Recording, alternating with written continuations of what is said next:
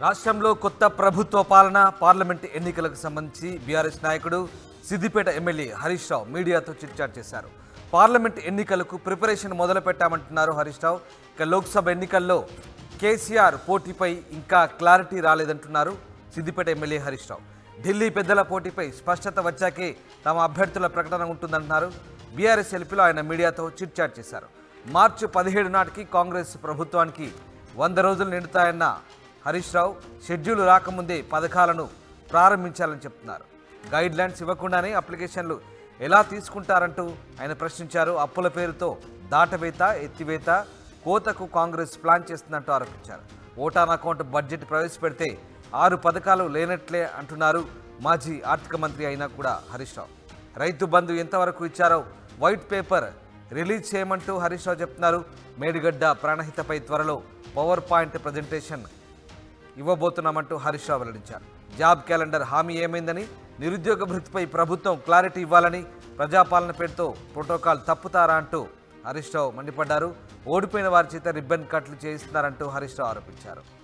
Right, మా ప్రతినిధి మధు లైవ్లో జాయిన్ అవుతున్నారు. మధు, ప్రభుత్వ పాలన అలాగే ఎన్నికలకు వెళ్ళే అంశానికి సంబంధించి మాజీ మంత్రి సిద్దిపేట ఎమ్మెల్యే హరీష్ రావు మీడియాతో ఇష్టాగోష్ఠిగా మాట్లాడినట్టు తెలుస్తుంది. ఏ అంశాలు హరీష్ రావు మాట్లాడారు, అలాగే కొన్ని కీ పాయింట్స్ కూడా మాట్లాడారు. గతంలో ఆయన ఆర్థిక మంత్రిగా కూడా పనిచేశారు.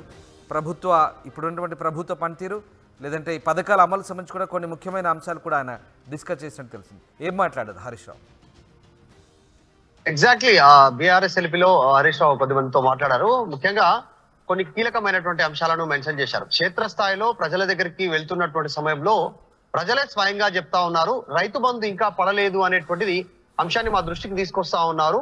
సో ఎందుకంటే గత ప్రభుత్వం రైతు బంధు నిధులను విడుదల చేయడానికి, అంటే అప్పుడు ఆర్థిక మంత్రిగా హరీష్ రావు ఉన్నారు, ఆయన చేసినటువంటి వ్యాఖ్యలను కంప్లీట్ చేయడంతో ఈసీ రైతు బంధును ఆపేసింది ఎన్నికల టైంలో. సో ఆ అంశానికి సంబంధించి కొత్త ప్రభుత్వం ఏర్పడిన తర్వాత, కాంగ్రెస్ అధికారంలోకి వచ్చిన తర్వాత రైతు బంధు నిధులు విడుదల చేస్తున్నామని చెప్పారు. యథావిధిగా గత ప్రభుత్వంలో ఏ రకంగా అయితే లిమిటేషన్ లేకుండా భూమి మీద అందరికి రైతు బంధు విడుదల చేశారు. కానీ ఇంకా చాలా మందికి రైతు బంధు పడినటువంటి పరిస్థితి.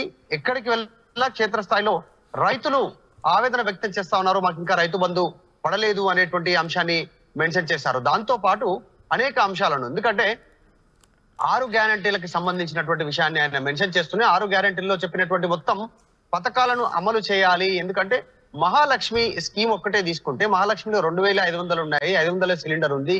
సో ఇలా స్కీమ్స్ ఏవైతే జాయింట్ ఒక్కొక్క స్కీమ్ లో 2-3 కలిపి ఉన్నాయో వాటన్నిటిని అమలు చేయాలనేటువంటి చెప్తా ఉన్నారు. మొత్తం 6 గ్యారంటీల అమలు కోసం ఏదైతే ఫార్మ్స్ ఇస్తా ఉన్నారో వాటి అమలు విషయంలో అనుమానాలు రేకెత్తుతున్నాయి. పార్లమెంట్ ఎన్నికల షెడ్యూల్ వచ్చే అవకాశం ఉంది, పార్లమెంట్ ఎన్నికల షెడ్యూల్ ని అడ్డు పెట్టుకొని ఎన్నికల కూడా అమల్లో ఉంది అని చెప్పేసి తప్పించుకునే ప్రయత్నం చేయొచ్చు ఈ ప్రభుత్వం. అలాంటి అనుమానాలు కలుగుతున్నాయి. ఒకవేళ అలా ఉంటే ముందుగానే బడ్జెట్, పూర్తి స్థాయి బడ్జెట్ ప్రవేశపెట్టాలి. బడ్జెట్ ప్రభుత్వం ఆ బడ్జెట్ లో వీటికి నిధులు కేటాయించాలి, కేబినెట్ ఆమోదించాలి. సో దీనికి సంబంధించినటువంటి దానిపైన దృష్టి పెడితేనే కరెక్ట్ గా ప్రజలకు చెప్తున్నటువంటి 100 రోజుల్లో 6 గ్యారంటీలు అమలు అయ్యేటువంటి పరిస్థితి ఉంది అంటున్నారు. ఎందుకంటే ఫిబ్రవరిలో దాదాపు ఎన్నికల షెడ్యూల్ రానుంది, కేంద్ర ప్రభుత్వం సమాయత్తం అవుతా ఉంది పార్లమెంట్ ఎన్నికలకు సంబంధించి. సో ఆ నేపథ్యంలో పార్లమెంట్ ఎన్నికల షెడ్యూల్ వస్తే కనుక ముందుగానే ఇప్పుడు చెప్పినటువంటి 6 గ్యారంటీల అమలు విషయం చేయలేనటువంటి పరిస్థితిలో ఉంటుంది. ఎందుకంటే ఎగ్జిస్టింగ్ స్కీమ్స్ మాత్రమే అమలు చేయాలి ఎన్నికల కోడ్ ఉంటే కనుక. సో కాబట్టి దాన్ని ఆపాల్సి ఉంటుంది. అప్పుడు ఆ పేరు చెప్పి తప్పించుకోవచ్చు. ఎందుకంటే అనుమానాలు కలుగుతా ఉన్నాయి. అసెంబ్లీలో ప్రవేశపెట్టినటువంటి ఏదైతే శ్వేతపత్రం, అంటే రాష్ట్ర ప్రభుత్వ అప్పులకు సంబంధించి డిపార్ట్మెంట్ వైజ్ గా ఏదైతే చెప్పే ప్రయత్నం చేస్తున్నారో అది కూడా ఒక రీజన్ కనిపిస్తా ఉంది. సో అప్పులున్నాయి, రాష్ట్ర ఆర్థిక పరిస్థితి బాగాలేదు అని చెప్పి తప్పించుకునే ప్రయత్నం చేయబోతున్నారు అనేటువంటిది హరీష్ రావు వ్యక్తం చేశారు. ఇదే అంశాన్ని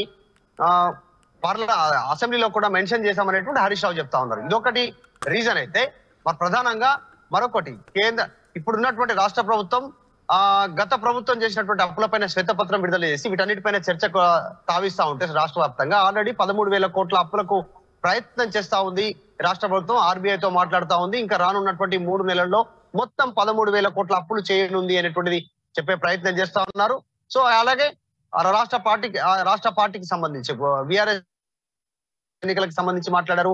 కేసీఆర్ మెదక్ నుంచి పోటీ చేయనున్నారా లేదా ఇంకా ఫైనల్ కాలేదని చెప్పారు. సో ఇలా అన్ని అంశాలను ప్రస్తావించే ప్రయత్నం చేశారు. దాంతో పాటు రాహుల్ గాంధీ, ప్రియాంక గాంధీ స్వయంగా చెప్పినటువంటి నిరుద్యోగ భృతికి సంబంధించినటువంటి అంశం ఏదైతే ఉందో ఆ అంశాన్ని బట్టి విక్రమార్క సైడ్ ట్రాక్ చేసే ప్రయత్నం చేస్తా ఉన్నారంటే వారి అగ్రనేతలైనటువంటి రాహుల్, ప్రియాంక చెప్పిన అంశాన్ని కూడా పక్కన పెట్టే ప్రయత్నం చేస్తా ఉన్నారు కాంగ్రెస్ పార్టీ నాయకులు. అతి తక్కువ కాలంలోనే వచ్చి ఇంకా నెల రోజులు కూడా కాలేదు అనేటువంటి వ్యాఖ్య చేశారు. సో ఇలా అన్ని అంశాలపైన మాట్లాడే ప్రయత్నం చేశారు. ఒకవేళ నిజంగా చిత్తశుద్ధి ఉంటే 6 గ్యారెంటీలు అమలు చేయాలని కాంగ్రెస్ ప్రభుత్వానికి వెంటనే బడ్జెట్ ప్రవేశపెట్టాలి. దానికి సంబంధించినటువంటి దానిపైన ఒక క్లారిటీ రావాలి. నోటిఫికేషన్ వచ్చే కంటే ముందే, పార్లమెంట్ ఎన్నికల నోటిఫికేషన్ వచ్చే కంటే ముందే దీనిపైన ఒక క్లారిటీ ఇవ్వాలనేటువంటి అంశాన్ని హరీష్ రావు చిట్ చాట్ లో భాగంగా చెప్పడం జరిగింది. పార్టీ ఓటమికి సంబంధించి కావచ్చు, అనేక అంశాలపైన మాట్లాడారు. సో ఇది కాంగ్రెస్ ప్రభుత్వం పైన ఆయన మాట్లాడుతా ఉన్నారు. 6 గ్యారెంటీల అమలు చేయకపోతే ప్రజల తరఫున ప్రశ్నిస్తామనేటువంటి మాటను చెప్పే ప్రయత్నం చేశారు హరీష్ రావు. రైట్. అలాగే కేసీఆర్ పోటీకి సంబంధించి కేసీఆర్ పార్లమెంటుకు పోటీ చేయబోతున్నారా లేదా అనే అంశంపై కూడా హరీష్ రావు మాట్లాడినట్టుగా తెలుస్తుంది. ఇక పార్లమెంట్ ఎన్నికలకు సంబంధించి కూడా ప్రిపరేషన్ తమ పార్టీ ప్రారంభించినట్టుగా కూడా చెప్తున్నారు హరీష్ రావు. సో దీనికి సంబంధించి ఏం మాట్లాడారు?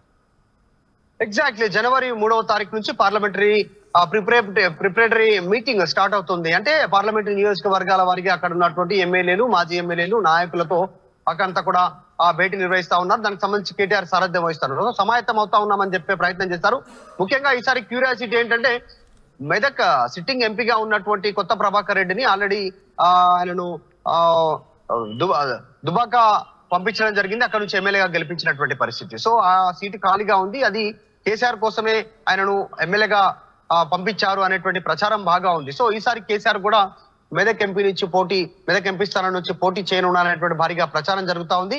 సో అందులో భాగంగా కూడా ఈ అంశం చర్చకు వస్తా ఉంది. ఆ అంశాన్ని హరీష్ రావు ముందు అడిగినప్పుడు సో కేసీఆర్ ఇంకా పోటీ చేయాలా వద్దా అనేటువంటి పార్టీలో నిర్ణయం తీసుకుంటున్నారు. ప్రస్తుతం ఎమ్మెల్యేగా ఉన్నారు, ఆయన గజ్వేల్ ఎమ్మెల్యేగా. సో త్వరలోనే దీనికి సంబంధించిన క్లారిటీ వస్తుంది. 3వ తారీఖు నుంచి వరుసగా 21వ తారీఖు వరకు మధ్యలో 2 రోజులు సంక్రాంతికి సంబంధించినటువంటి పండగ రోజులు ఉన్నాయి. సో వాటిని మినహాయించి కంటిన్యూగా పార్లమెంటరీ సమావేశాలు ఉన్నాయి.